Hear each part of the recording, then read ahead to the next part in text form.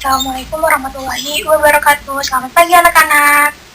Iya, selamat pagi juga. Gimana kabarnya hari ini?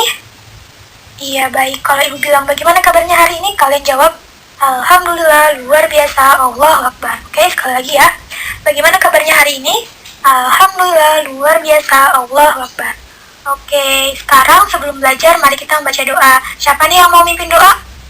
Iya, boleh Farhan. Farhan mau mimpin doa? Boleh dipersilahkan. Bismillahirrahmanirrahim. Raditu billahi robba wa bil islami dina. Amin. Sekarang ibu akan mengabsen kalian nih. Di sini siapa yang tidak hadir? Iya, siapa yang tidak hadir? Aufa. Aufa kenapa nggak hadir? Sakit. Kita doakan Aufa agar cepat sembuh ya. Oke, pada pertemuan kali ini, ibu akan membahas tentang tema 7, peristiwa dalam kehidupan. Subtema 1, peristiwa kebangsaan masa penjajahan pada pembelajaran 1. Apakah anak-anak udah siap belajar? Siap dong ya. Oke, mari kita lanjutkan. Banyak peristiwa dalam kehidupan. Ada peristiwa pribadi, peristiwa keluarga, peristiwa masyarakat, bahkan ada juga peristiwa yang dialami oleh bangsa dan negara. Ada yang tahu tidak ya, peristiwa itu dibagi menjadi berapa macam? Iya, betul. Ada 2 macam. Yang pertama, peristiwa yang menyenangkan, tentunya peristiwa yang membuat kita senang ya. Kemudian yang kedua, peristiwa yang tidak menyenangkan, yaitu peristiwa yang membuat kita sedih. Oke, lihat gambar berikut. Ada 6 gambar ya. Amati gambar berikut, kemudian manakah yang termasuk peristiwa menyenangkan? Iya, betul. Apa Fadia yang menyenangkan? Iya, yang menyenangkan adalah menang lomba. Kemudian apa lagi? Sylvie, apa Sylvie? Iya benar, merayakan ulang tahun. Kemudian satu lagi ada tamasya ke kebun binatang. Di sini ada yang pernah ke kebun binatang? Iya, udah ya. Oke, selanjutnya ada peristiwa yang tidak menyenangkan. Mana nih yang tidak menyenangkan? Siti boleh jawab.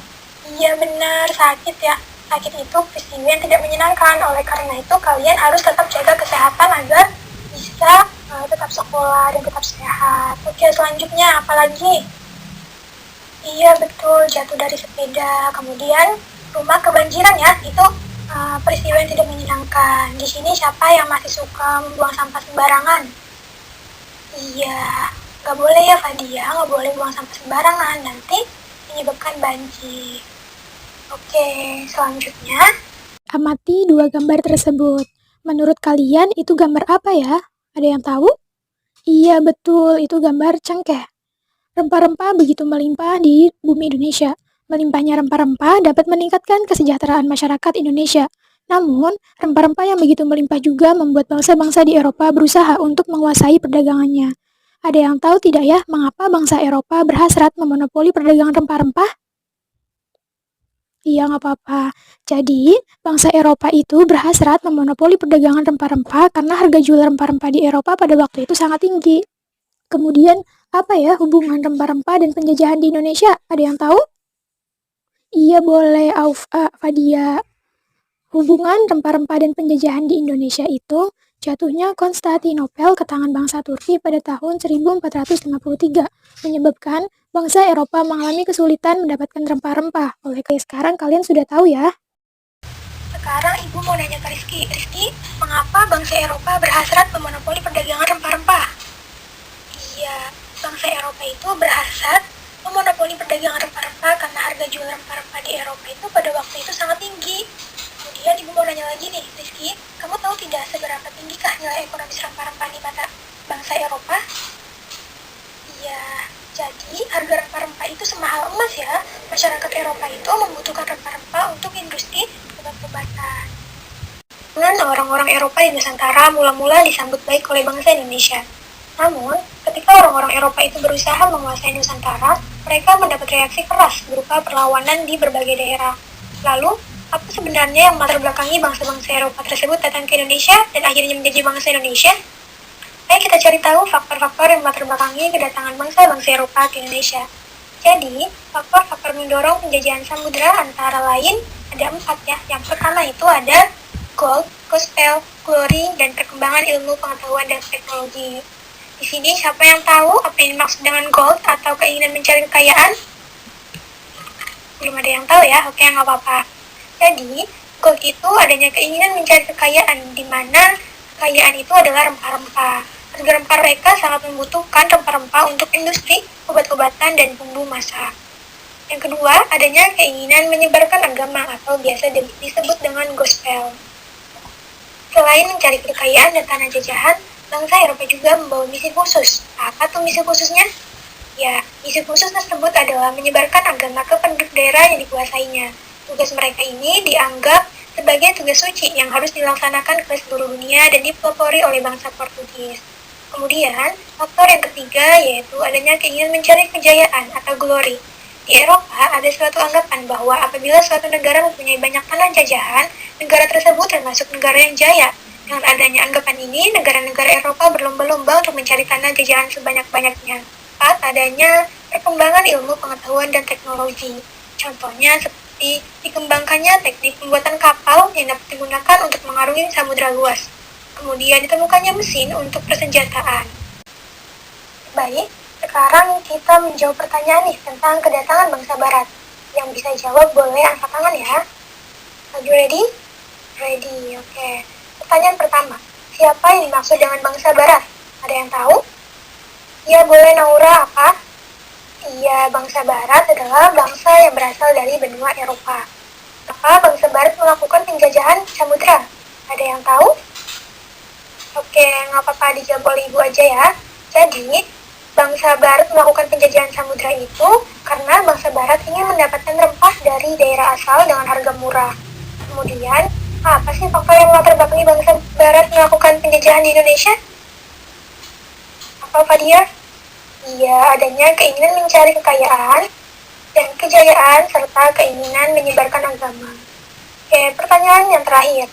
Bagaimana kondisi rakyat yang mengalami penjajahan? Boleh, Nina? Iya, bangsa yang dijajah sangat menderita ya tentunya. Oke, kalian sudah mengerti ya tentang kedatangan bangsa barat. Kita lihat dua gambar tersebut. Yang pertama ada gambar cengkeh yang belum dikeringkan, kemudian yang coklat itu cengkeh yang sudah dikeringkan ya. Untuk dapat mengambil manfaat cengkeh secara maksimal, setelah dipetik cengkeh kemudian dikeringkan dengan cara dijemur, selama proses penjemuran terjadi perubahan warna pada cengkeh. Dari yang semula kuning dan merah menjadi hitam dan coklat.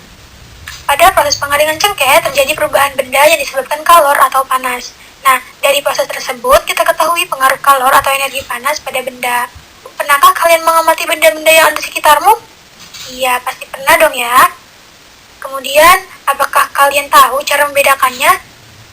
Salah satu membedakan wujud benda adalah dengan cara mengetahui sifat setiap benda itu. Sekarang kita belajar mengenai sifat-sifat benda. Benda-benda yang ada di sekitar kita digolongkan menjadi 3. Ada yang tahu apa aja? Iya betul, yaitu benda padat, benda cair, dan benda gas. Ketiganya memiliki sifat yang berbeda ya. Mengapa kita harus mengetahui sifat-sifat benda? Ya, salah satu manfaat mengetahui sifat-sifat benda agar kita tahu cara memperlakukan benda-benda yang ada di sekitar kita. Oke, kita bahas satu-satu ya. Yang pertama ada sifat benda padat. Salah satu wujud benda adalah padat. Kalian juga pasti tahu gitu ya, benda yang di sekitarmu yang berbentuk padat. Kalian dapat memegangnya, dapat memindahkan tanpa mengubah bentuk aslinya. Kemudian, benda padat yang ada di sekitarmu itu dapat diubah dengan beberapa perlakuan seperti diberi panas, diberi tekanan tinggi, atau diperlakukan fisik seperti menggunting, menekan, melipat, atau menyobek. Oke, wujud berikutnya adalah cair. Benda-benda cair dapat ditemui dengan mudah di sekitar kalian ya. Contohnya itu ada air. Air itu zat penting dalam kehidupan makhluk hidup yang berwujud cair. Benda cair yang ada di sekitar rumah kalian biasanya berada di sebuah wadah seperti bak mandi, kamar mandi, baskom, gelas, dan yang lainnya. Nah, perhatikan ya bahwa ketika benda cair itu dipindahkan, dia akan berubah mengikuti wadahnya. Jika wadahnya berlubang, benda cair itu akan segera mengalir keluar dari wadahnya. Seperti itu. Kemudian yang ketiga ada benda gas. Ada yang tahu yang maksud dengan benda gas? Iya. Jadi, manusia itu dapat memasukkan dan mengeluarkan gas dari dalam tubuhnya pada saat bernapas. Manusia itu menghirup gas oksigen dan mengeluarkan gas karbon dioksida. Dengan cara meniup, kita itu dapat membuat sebuah balon mengembang. Nah, dengan meniup, kita juga dapat menggerakkan selembar kertas di tangan. kita dapat mencium bau napasmu itu sendiri, kita juga dapat mencium bau-bau lainnya yang berupa gas. Nah, apakah kalian melihat wujud gas dengan mata telanjang? Dapatkah kamu mengubah bentuknya? Oke, sekarang kita melakukan percobaan ya. Yang pertama, siapkan alat dan bahan, yaitu 2 buah pensil, penghapus pensil, peraut pensil, dan buku catatan. Bagaimana sih langkah kegiatannya? Oke, yang pertama, ambillah pensil yang masih utuh, perhatikan bentuknya dan gambarlah. Yang kedua, dengan menggunakan penyurut pensil, rautlah bagian ujung pensil hingga dapat digunakan untuk menulis. Perhatikanlah ya, gambarlah dan bandingkanlah gambar ini dengan gambar pensil yang utuh sebelumnya. Langkah ketiga, ambillah penghapus pensil, amati bentuknya dan gambarlah.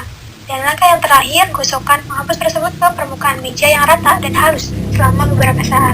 Amati bentuknya, terutama pada bagian yang digosokkan. Gambarlah dan bandingkanlah dengan gambar sebelumnya. Sudah melakukan percobaan pertama, sekarang ibu mau apakah ujung karet penghapus pensil berubah bentuk setelah digosokkan? Ada yang bisa jawab? Boleh, Guntur. Iya. Jawabannya apa?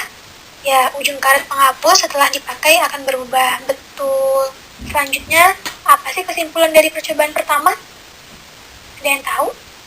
Oke, nggak apa-apa ibu yang jelasin ya. Jadi kesimpulannya, bentuk benda padat dapat diubah jika mendapat perlakuan tertentu, misalnya ditumbik, dipotong, atau digosok. Sekarang melakukan percobaan ketiga. Yang pertama, siapkan gelas plastik, ember, air, dan buku catatan. Langkah kegiatannya yang pertama, isilah ember air sampai 3/4-nya. Kemudian masukkan gelas ke dalam ember dengan posisi menelungkup. Perhatikan apa yang terjadi. Kemudian miringkanlah gelas perlahan-lahan di dalam ember. Amati apa yang keluar dari gelas tersebut. Dari percobaan tersebut, ibu mau bertanya kemudian, apakah yang terjadi pada saat kamu membenamkan gelas tersebut dan mengapa? Ya, gelas itu akan terangkat ke atas ya, karena di dalam gelas berisi udara. Kemudian, apa yang terjadi pada saat gelas dimiringkan? Mengapa hal itu terjadi? Ya, betul. Ketika gelas dimiringkan akan keluar gelembung udara karena dalam gelas itu berisi udara. Kemudian, apa sih kesimpulan dari percobaan ketiga ini? Ada yang bisa? Oke, boleh Naura. Ya, jadi kesimpulannya itu benda gas memiliki sifat mengisi seluruh ruangan yang ditempatinya. Benda gas menekan ke segala arah dan benda gas terdapat di segala tempat. Oke, sekian pembelajaran hari ini yang dapat Ibu sampaikan. Semoga pembelajaran hari ini menyenangkan ya anak-anak. Sebelum pulang, mari kita membaca doa. Siapa nih yang mau mimpin doa? Iya, boleh Guntur memimpin doa. Bismillahirrahmanirrahim. Amin. Oke anak besok, sampai jumpa minggu depan ya bersama Ibu. Wassalamualaikum warahmatullahi wabarakatuh.